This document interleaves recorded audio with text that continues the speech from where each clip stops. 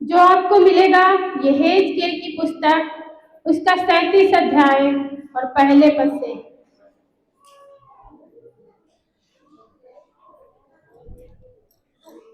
यहोवा की शक्ति मुझ पर हुई और वह मुझ में अपना आत्मा समवा कर बाहर ले गया और मुझे तराई के बीच में खड़ा कर दिया। वह तराई हड्डियों से भरी हुई थी।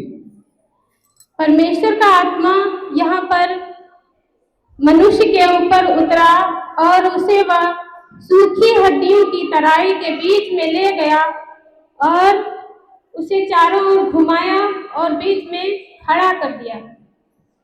आगे पढ़ेंगे।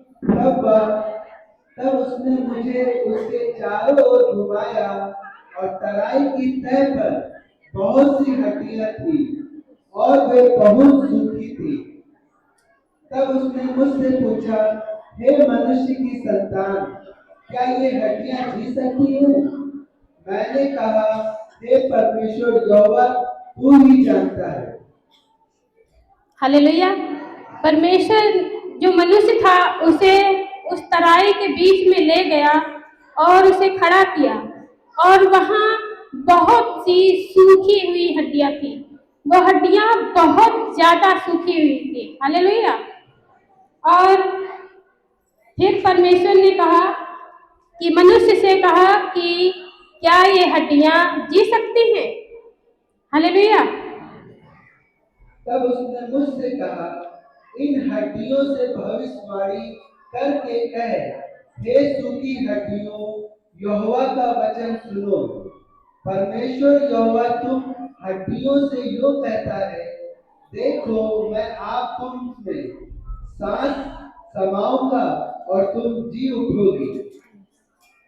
परमेश्वर का आत्मा उन सूखी हुई हड्डियों को जिलाना चाहता था। हालेलुया। इसीलिए परमेश्वर का आत्मा उस मनुष्य के ऊपर आया और कहने लगा कि हे सूखी हड्डियों, परमेश्वर यहोवा का वचन सुनो। हालेलुया।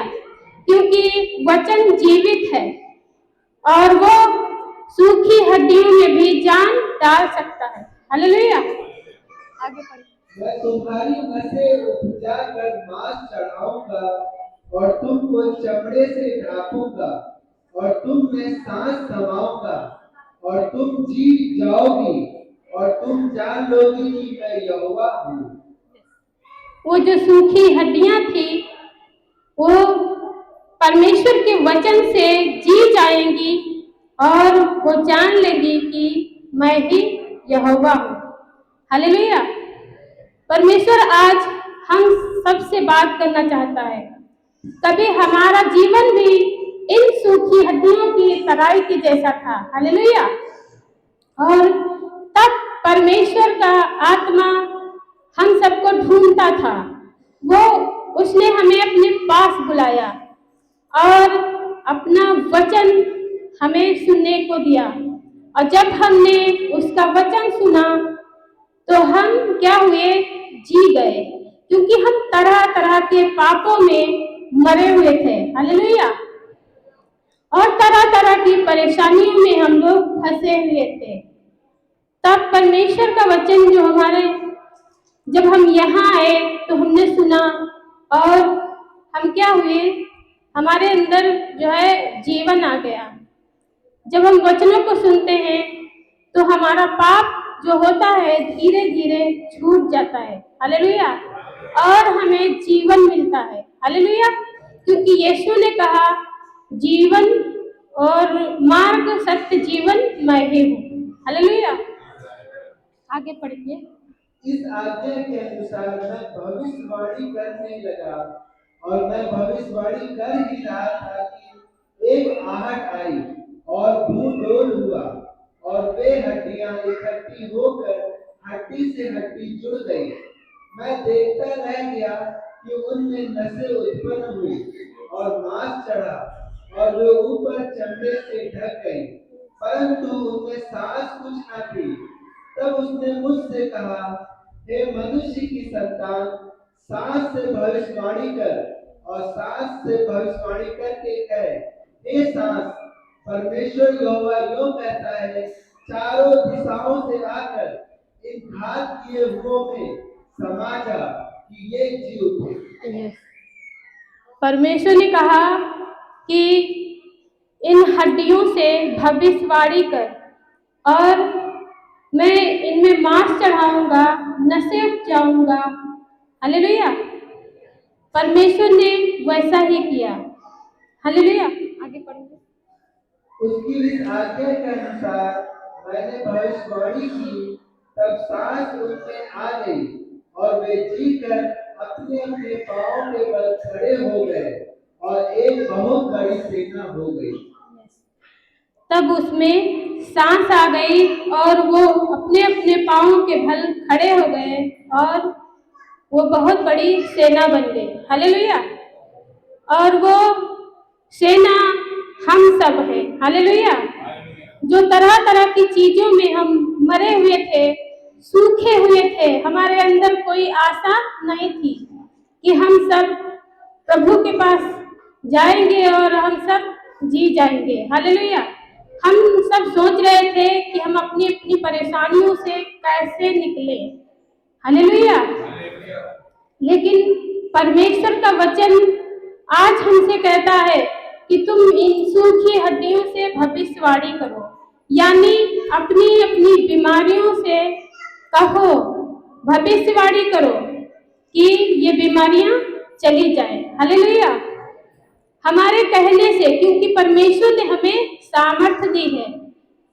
परमेश्वर ने जब हमको सामर्थ्य दी है, परमेश्वर की वचन में लिखा, जो मुझे सामर्थ्य देता है उसमें मैं सब कुछ कर सकता हूँ। हालेलुया।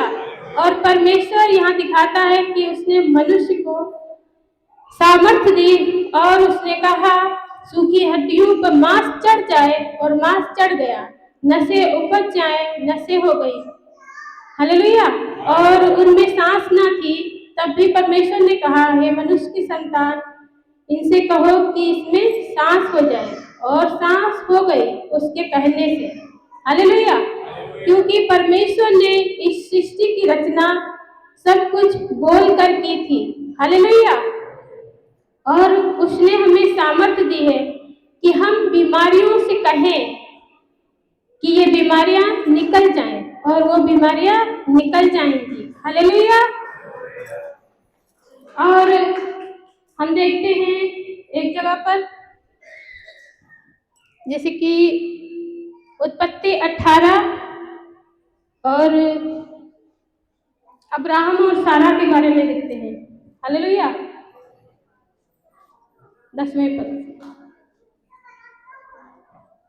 उसने कहा, मैं वसंत ऋतु में निश्चय तेरे पास फिर आऊंगा और तेरी पत्नी सारा के एक पुत्र उत्पन्न होगा। सारा तंबू के द्वार पर जो अब्राहम के पीछे थी सुन रही थी। अब्राहम और सारा दोनों बहुत बूढ़े थे और सारा का मासिक धर्म बंद हो गया था। इसलिए सारा मन में हंसकर कहने लगी, मैं तो बूढ़ी हूँ और मेरा पति भी बूढ़ा है, तो क्या मुझे यह सुख होगा? तब यहोवा ने अब्राहम से कहा, सारा यह कहकर क्यों हंसी? क्या मेरे जो इतनी बूढ़ी हो गई है सचमुच एक पुत्र उत्पन्न होगा? क्या यहोवा के लिए कोई काम कठिन है? नियत समय में अर्थात वसंत ऋतु में मैं तेरे पास फिर आऊंगा और सारा के पुत्र उत्पन्न होगा। तब सारा डर के मारे यह कहकर मुकर गई, मैं नहीं हंसी। उसने कहा, नहीं, तू हंसी तो थी। हाँ, यहाँ पर जब हम देखते हैं तो सारा और अब्राहम बूढ़े हो चुके थे। हालेलुया। उनकी भी स्थिति नहीं थी कि वो बच्चा जन्मे। हालेलुया। क्योंकि वो बहुत बूढ़े हो चुके थे, उनकी हड्डियां सूख गई थी। हालेलुया। और उनकी आशा भी जाती रही, क्योंकि उनके अंदर अब कोई आशा नहीं थी कि हमारे इस उम्र में कोई संतान भी होगी। हालेलुया। तब परमेश्वर ने सिर्फ वहां पर बोला कि मैं बसंत ऋतु में फिर आऊंगा और तेरे एक पुत्र होगा, और वैसा ही हुआ। हालेलुया। आगे पढ़ेंगे जो आपको मिलेगा।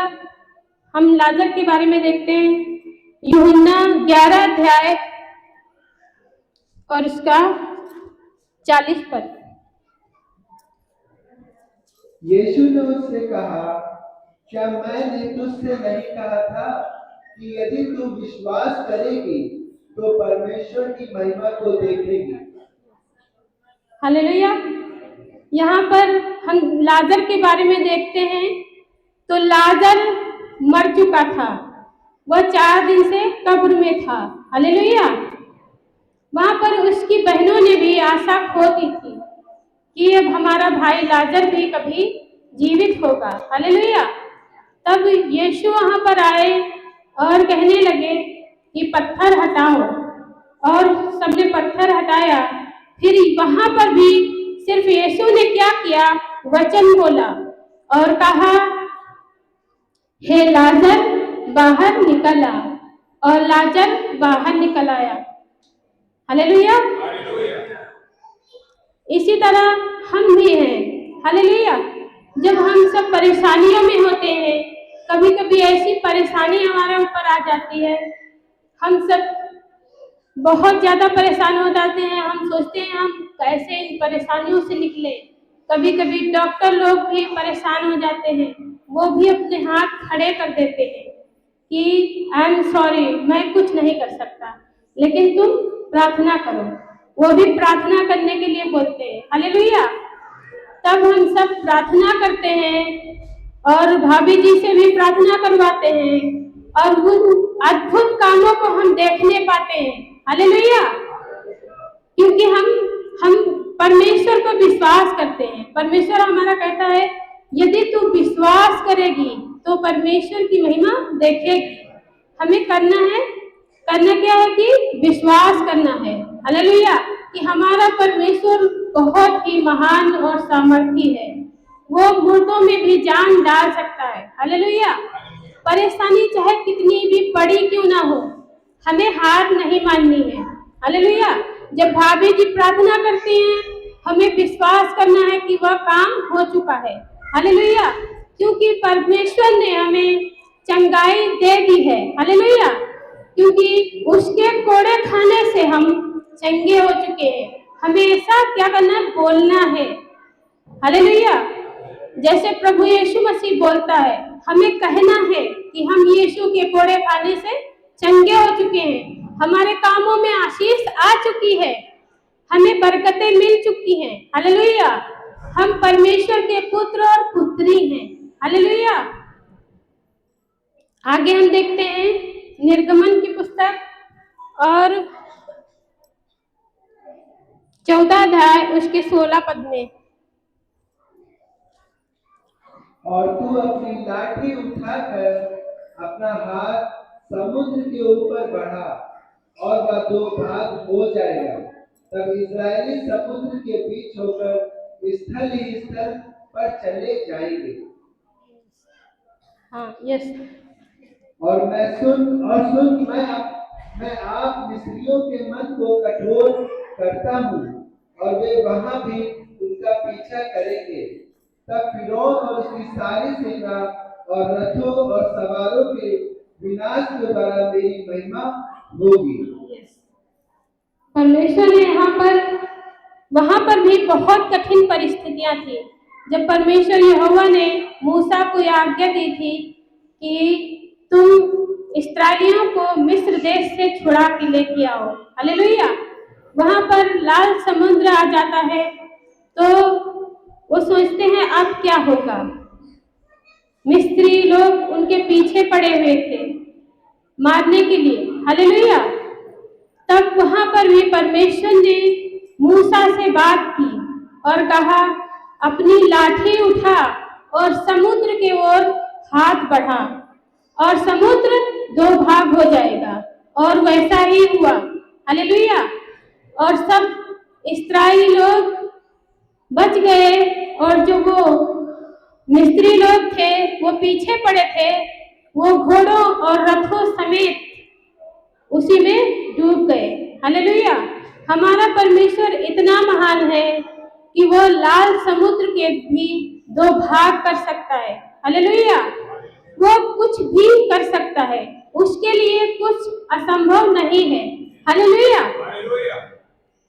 हम परमेश्वर का बहुत बहुत धन्यवाद करते हैं कि परमेश्वर ने हम सभी को अपने पास बुलाया। हालेलुया। पहले जब हम मसीह में नहीं थे तब हमारे पास कोई आशा नहीं थी कि हम किसके पास जाएं तो हमें इन सारी परेशानियों का समाधान मिलेगा, लेकिन अब हमारे पास हमारा परमेश्वर है जो हर एक परेशानी से हमें बाहर निकालने की सामर्थ रखता है। हालेलुया। वो हमारे जीवन को बदल देता है, पहले जैसा नहीं रहने देता। हालेलुया। आज हम सब जीवित हैं और परमेश्वर की एक सेना है। हालेलुया। और हमें क्या करना है? हमें सिर्फ और सिर्फ अपने परमेश्वर की महिमा करनी है। हालेलुया। जैसे कि वो सूखी हड्डियां जी उठी और वो परमेश्वर की महिमा करने लगी। हालेलुया। सबको जय मसीह की। परमेश्वर इन वचनों के द्वारा सबको आशीष दे।